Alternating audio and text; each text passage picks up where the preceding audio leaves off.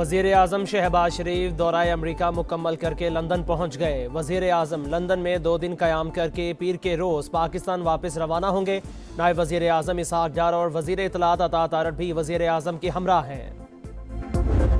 صدر ٹرمپ اور امریکہ کی بڑی عدالت آمنے سامنے۔ امریکی سپریم کورٹ نے گلوبل ٹیرف غیر قانونی قرار دے دیے۔ 3-6 سے اکثریتی فیصلہ ٹرمپ انتظامیہ کے لیے بڑا چیلنج۔ عدالت نے واضح کیا فیصلہ تمام ٹیرف پر لاگو نہیں ہوگا، تاہم وہ محصولات کالعدم قرار دیے جو ہنگامی قانون کے تحت نافذ کیے گئے تھے۔ امریکی صدر نے قومی ایمرجنسی کے قانون کو استعمال کرتے ہوئے آئینی اختیارات سے تجاوز کیا۔ وہ وسیع سطح پر ٹیرف نافذ نہیں کر سکتے۔ برطانوی میڈیا کے مطابق فیصلہ امریکی تجارتی پالیسی پر بڑے اثرات مرتب کرے گا۔ صدر ٹرمپ نے امریکی سپریم کورٹ کا فیصلہ شرمناک قرار دے دیا۔ کہا ہمارے پاس پلان بھی موجود، اب مزید سخت حکمت عملی اختیار کروں گا۔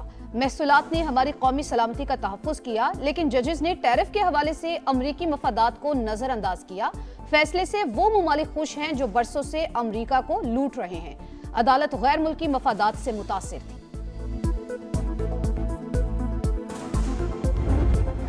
We're either going to get a deal or it's going to be unfortunate for them.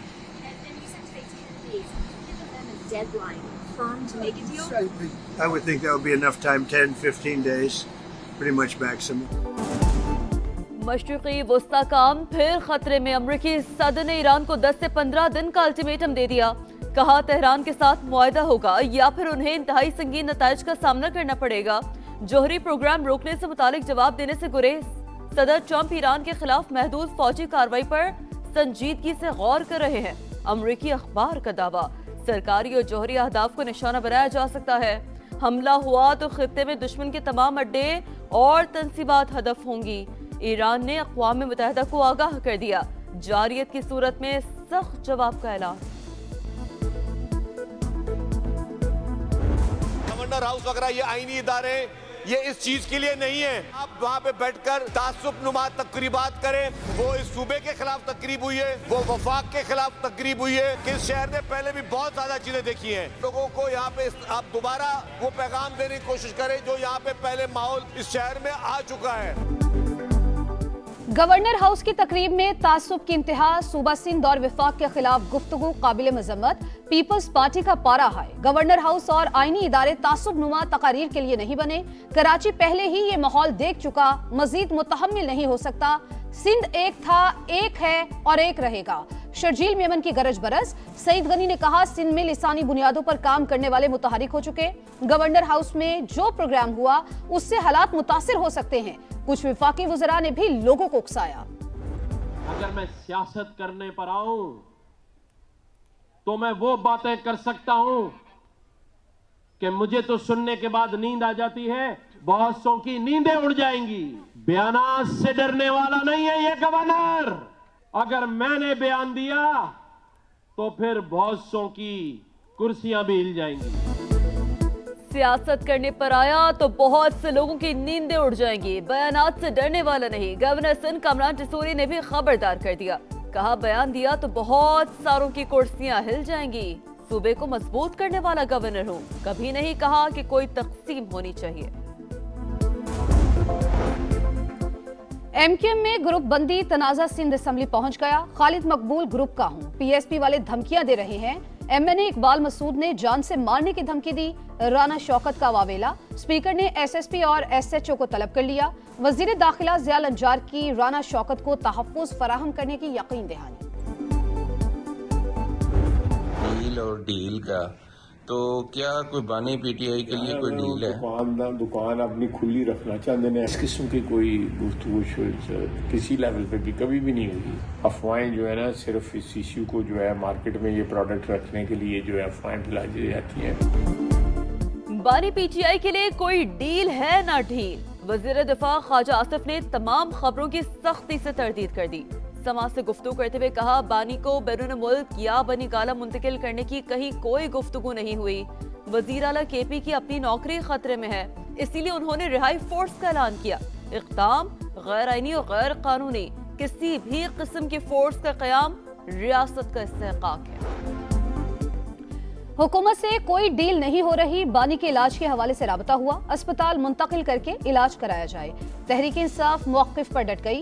समा से गुफ्तगू करते हुए असद कैसर का कहना था, हुकूमत बात करके पीछे हट जाती है, रिहाई के लिए फोर्स का क़याम एक तजवीज़ है, अभी कोई हतमी फैसला नहीं हुआ।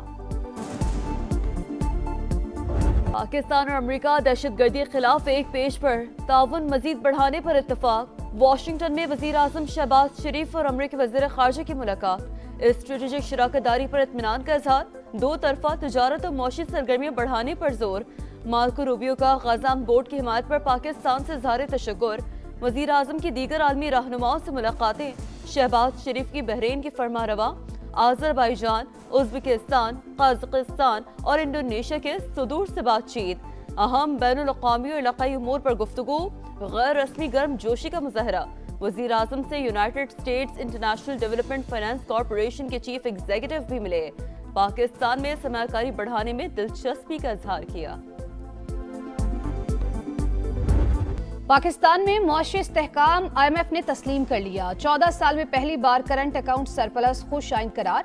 बुनियादी सरप्लस प्रोग्राम के मुताबिक था। मुल्क में महंगाई मजमूई तौर पर काबू में रही। मालियाती इदारे के प्रोग्राम के मुताबिक पाकिस्तान ने इस्लाहात की। हुकूमती पॉलिसी से मईशत को इस्तेहकाम मिला। डायरेक्टर कम्युनिकेशंस IMF जोली कोज़ेक की प्रेस ब्रीफिंग। कहा, IMF का वफ्द 25 फरवरी से पाकिस्तान का बाज़ाब्ता दौरा करेगा। EFF प्रोग्राम के तीसरे जायजे पर बात होगी। मुल्क में गरीब के हालात बद से बदतर। तरक्की सिर्फ कागजों तक महदूद। पाकिस्तान में गुर्बत बढ़कर 28.9% तक पहुंच गई। 7 बरस के दौरान 7% का बड़ा इजाफा रिकॉर्ड। शहरी इलाकों में 11% इजाफे के बाद 17.4 और देहात में 36.2%। पंजाब में शरह 23.3%, सिंध में 32.6 और खैबर पख्तूनख्वा में 35.3% हो गई। बलूचिस्तान में सबसे ज्यादा 47% रिकॉर्ड। मुआशी नाहमवारी भी 28.4%, इजाफे के बाद 32.7% हो गई। कोरोना वबा और IMF प्रोग्राम गुर्बत में इजाफे की बुनियादी वजूहात करार। एहसन इकबाल ने हालात इस नहज पर पहुंचने की वजह बता दी।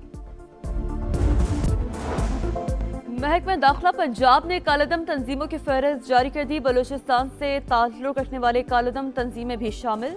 इंसदादे दहशतगर्दी एक्ट के तहत कालेदम तंजीमों की किसी किस्म की मुआवनत फराहम करना जुर्म करार। शहरियों से गैर रजिस्टर्ड खैराती इदारों को भी ज़कात, खैरात और अतियात ना देने की अपील। वर्ल्ड कप सेमीफाइनल तक रसाई की जंग। 8 टीमों में अब पड़ेगा घुमसान का रन। सुपर 8 के पहले मैच में पाकिस्तान और न्यूजीलैंड का मुकाबला आज कोलंबो में शाम 6:30 बजे होगा। शाहीनों का प्रैक्टिस सेशन बारिश से मंसूख। मैच भी मुतासर होने का खदशा। हेड कोच माइक हैसन कहते हैं, मैचेस नफ्सियाती दबाव से नहीं, स्किल से जीते जाते हैं। कीवीज के मुकाबले के लिए तैयार हैं।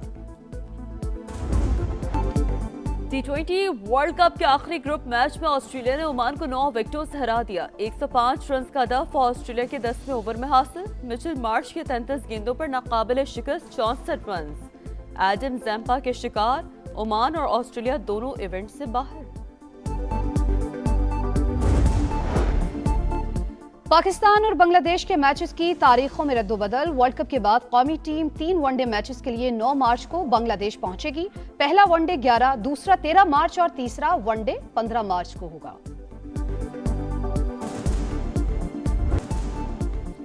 और रहमतों और बरकतों का महीना, पुरनूर साते रमजान मुबारक की खुसूसी ट्रांसमिशन, इफ्तार का समा। बनो समा की आवाज सीजन 15 का बाकायदा आगाज। मुकाबले में 40 उम्मीदवार, एक से बढ़कर एक आवाज।